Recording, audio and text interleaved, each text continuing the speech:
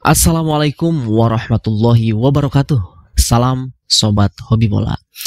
Satu-satunya gol yang tercipta di laga timnas Indonesia melawan Cina kemarin pada lanjutan matchday ke-9 kualifikasi Piala Dunia zona Asia round 3 itu dicetak oleh sang striker, oleh Romeni, melalui eksekusi dari titik penalti ya, dimana tentu di balik proses terjadinya penalti tersebut ada suatu strategi psikologis yang diciptakan oleh para pemain Indonesia melalui aksi dari sang kapten Bang Jaidzes dan juga Egy Maulana Fikri.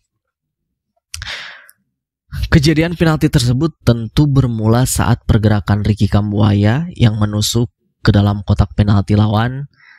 Setelah Ricky Kambuaya melakukan pergerakan, dari situ pemain bertahan dari Cina menjatuhkan Ricky Kambuaya di kotak penalti.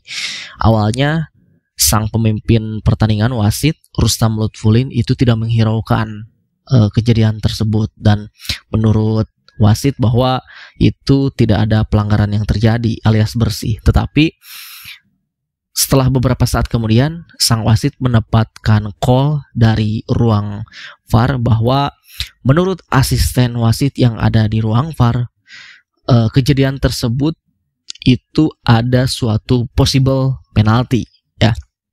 Setelah berbincang-bincang, dan akhirnya wasit Rustam Lutfulin ini yang harus menentukan bahwa kejadian itu penalti atau tidak, sehingga wasit Rustam Lutfulin ini harus mengecek sendiri melalui video asisten referee yang berada di pinggir lapangan.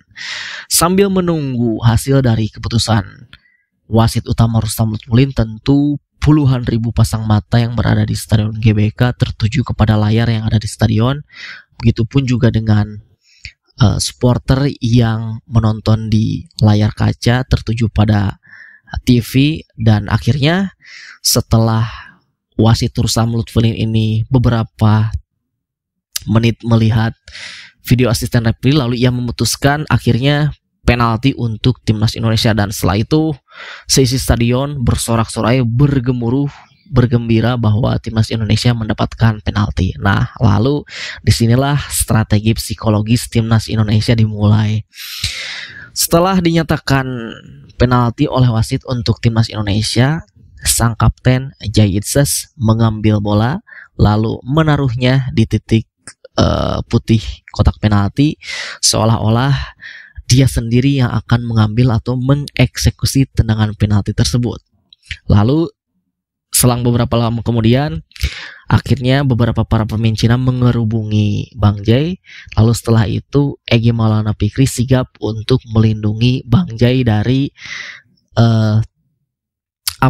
gangguan-gangguan para pemain Cina. Dan tentu sorot kamera tertuju kepada kejadian tersebut, senggol-senggolan sedikit itu terjadi, dan tentu para pemain Cina terus memberikan tekanan kepada Jaidzes untuk mempengaruhi konsentrasi dari Bang Jai.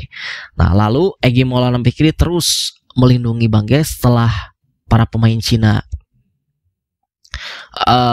keluar dari kotak penalti, lalu situasi mulai tenang, Egy Maulana Fikri juga keluar kotak penalti, lalu Bang Jai akhirnya dengan tenang dia memberikan bola tersebut kepada Ole Romeni. Nah, dan eksekutor utamanya yaitu adalah Ole Romeni sendiri yang akan mengambil tendangan penalti tersebut. Lalu dengan tenang Ole Romeni ancang-ancang sambil menghembuskan napas, dan akhirnya dia melakukan eksekusi penalti itu dengan dingin ke pojok kiri gawang dari Cina dengan tendangan mendatar, dan tentu arah bola itu tidak terbaca oleh penjaga gawang dari Cina. Nah, memang ini adalah suatu strategi yang cerdas dari sang kapten Jaidzes dan juga Egy Maulana Fikri. Jadi seolah-olah Jaidzes ini yang akan mengambil penalti. Ya tentu saja kita yang ada di rumah yang menonton di layar kaca, begitupun juga para supporter yang menonton di stadion pastinya kaget gitu.